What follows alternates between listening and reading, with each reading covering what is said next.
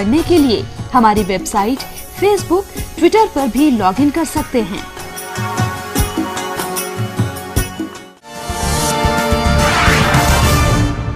नमस्कार दर्शकों, बहुत बहुत स्वागत है आप सभी का आपके पसंदीदा कार्यक्रम ज्योतिष ज्ञान में। और मैं हूं आपके साथ मोनिका ग्रोवर। हमेशा की तरह आज भी स्टूडियो में मौजूद हैं हमारे साथ हमारे बेहद खास मेहमान। जी हाँ, the famous palmist, astrologer and vastu expert professor Dharmendra Sharma ji. तो आइए मिलकर उनका स्वागत करते हैं। नमस्कार सर। नमस्कार सर, आज आपसे हथेली से रिलेटेड बात करना चाहते हैं। हमारी हथेली में बना तारा योग होता क्या है और किस प्रकार से इस योग का हमारे जीवन पर प्रभाव पड़ता है, बताने का प्रयास करें। आइए दर्शकों, बात करते हैं आपकी हथेली में बने तारा योग के बारे में। आपकी हथेली में तारा योग कहाँ होता है और आपकी हथेली में तारा योग जो होता है ये किस प्रकार से आपके जीवन में महत्व रखता है। आप देखते होंगे आपकी हथेली में छोटे छोटे विभिन्न प्रकार के चिन्ह बने होते हैं, जिसमें कई बार से क्रॉस बना होता है, कई बार आपको स्टार जैसी, तारे जैसी आकृति आपकी हथेली में नज़र आती है। अब ये तारे की आकृति हमारे जीवन में क्या कुछ बेहतर लेकर के आती है, इसके बारे में आज हम दर्शकों आपसे चर्चा करेंगे। सबसे पहली बात, आपकी हथेली में 9 ग्रह होते हैं। अलग अलग स्थानों पर हर ग्रह का वास होता है। चांद के साथ तारे का मिलन आपने देखा भी होगा, बहुत लोग इसको बहुत शुभ मानते हैं। चंद्रमा, यहाँ ये पूरे चंद्रमा होते हैं। अगर नीचे की तरफ चंद्रमा के ऊपर स्टार नुमा आकृति बन जाए, जिसको हम तारा कहते हैं, तारे जैसी पूर्णतः आकृति बनती हो, तो ऐसे प्राणी अपनी बात के पक्के होते हैं, सच्चे होते हैं। ऐसे प्राणी कहीं ना कहीं अपने इरादों में, अपने मंसूबों में फर्म डिटर्मिनेट होते हैं। ये हुई आपके चंद्रमा के ऊपर तारे की स्थिति। ऐसे ही तारे की स्थिति कहीं कहीं अशुभ भी होती है। जैसे कि मिसाल के तौर पर हमने चंद्रमा में बताया, चंद्रमा में तारे की स्थिति आपके लिए हमने शुभ बताई। यही तारे की स्थिति अगर आपके शनि माउंट के ऊपर हो, शनि माउंट कहाँ होता है हथेली में?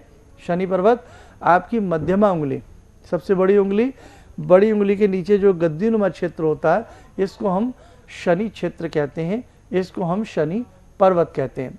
अगर किसी भी प्राणी के शनि पर्वत के ऊपर तारे की आकृति बनी हो तो उसको हम बहुत अच्छा नहीं मानते। कहीं ना कहीं अगर ऐसा प्राणी सफ़ेद चीज़ से संबंधित किसी व्यापार को करता है, लाजमी ऐसे प्राणी को कहीं ना कहीं बड़ा लॉस, बड़े नुकसान की संभावनाएं पैदा हो जाती हैं। दूसरी बात, ऐसे व्यक्ति की मानसिक स्थिति हमेशा बेचैन रहती है। कहीं ना कहीं ऐसे प्राणी का मन, दिलो दिमाग अशांति की तरफ बढ़ता रहता है। तारे की स्थिति कहने का अर्थ, जहाँ चंद्रमा के ऊपर अच्छी है, वहीं शनि माउंट के ऊपर तारे की स्थिति हम बहुत अच्छी नहीं मानते हैं। विद्यार्थियों के लिए एक बहुत बड़ी बात, विद्यार्थियों के लिए विद्या का क्षेत्र चंद्रमा भी है, मस्तिष्क रेखा भी है और उनका जुपिटर माउंट भी है। ये होता है आपका जुपिटर माउंट, यानी कि गुरु पर्वत। गुरु पर्वत के ऊपर यदि स्पष्ट तारे की आकृति किसी प्राणी के दिखती हो तो ऐसे प्राणी का मान बढ़ता है, सम्मान बढ़ता है। यदि यही आकृति, तारे की आकृति, स्टार की आकृति अगर किसी बच्चे के, किसी छात्र के जुपिटर माउंट के ऊपर है, तो ऐसा बच्चा अपनी कक्षा में वॉलंटियर होगा, ऐसा बच्चा अपनी कक्षा में मेधावी छात्र होगा। और यदि किसी बड़े एग्ज़ाम की आप तैयारी कर रहे हैं और अचानक वो तारे की आकृति आपकी हथेली में बन जाती है और वो भी जुपिटर माउंट के ऊपर बन जाती है, तो कहीं ना कहीं इस बात की गवाही मिलती है कि आपकी एग्जामिनेशन आपके लिए कामयाब होकर के रहेगी, आपको वहाँ अच्छी सफलता अवश्य प्राप्त होगी। यही तारे की आकृति दर्शकों एक जगह और पाई जाती है, अंगूठे के मूल में, अंगूठे के जड़ में। बहुत लोगों के अंगूठे के जड़ में तारे की आकृति होती है, बहुत लोगों के अंगूठे के जड़ में तारे की आकृति नहीं होती है। लेकिन अगर किसी प्राणी के अंगूठे के मूल में तारे की आकृति बनी हो और साथ में उस प्राणी के अकॉर्डिंग पाम, उस प्राणी के बुद्ध बिल्कुल कमज़ोर हों, ऐसे व्यक्ति को कहीं ना कहीं एस्थमेटिक समस्याएं घेर लेती हैं। हम जो भी आपको बातें बता रहे हैं इनको आप अध्ययन करें। हमने अध्ययन किया है, आप इनको अध्ययन करें। कई बार हम लोग कुछ नेगेटिव सा बता देते हैं, आप लोग नर्वस हो जाते हैं, इसलिए मैं बहुत ज़्यादा नकारात्मक चिन्हों की आपसे बात नहीं करता, सिर्फ उतने चिन्हों की या उतने योगों की आपसे बात करता हूँ कि कहीं आपके मन में नर्वसनेस पैदा ना हो जाए, क्योंकि पहले ही हम लोग इतने परेशान हैं बहुत सारी विपदाओं से। आज के इस कलिकाल में मानव पता नहीं कैसे कैसे आगे बढ़ रहा है, कैसे कैसे किन मुसीबतों को व्यक्ति झेल रहा है, ऊपर से हमारी कोई ऐसी बात आपको चुभ ना जाए, बुरी ना लग जाए, जिससे आपके अंदर नर्वसनेस व्याप्त हो जाए। तो दर्शकों, अगर तारे की आकृति आपके अंगूठे के मूल में है और कहीं ना कहीं आपका बुध बहुत कमज़ोर है, बुध अस्त है, या बुध आपका नकारात्मक तथ्य पैदा करता है, तो कहीं ना कहीं सर्दी, गर्मी, जुखाम, नज़ला, इस प्रकार की आपदाएं ऐसे व्यक्ति को घेर लेती हैं। बहुत लोगों को साइनस की समस्या हो जाती है, तो वहाँ पर भी हमने देखा है कि अंगूठे के मूल में ये तारे का चिन्ह होगा, तो ऐसी विडंबना उस प्राणी के साथ यदा कदा देखी जाती है।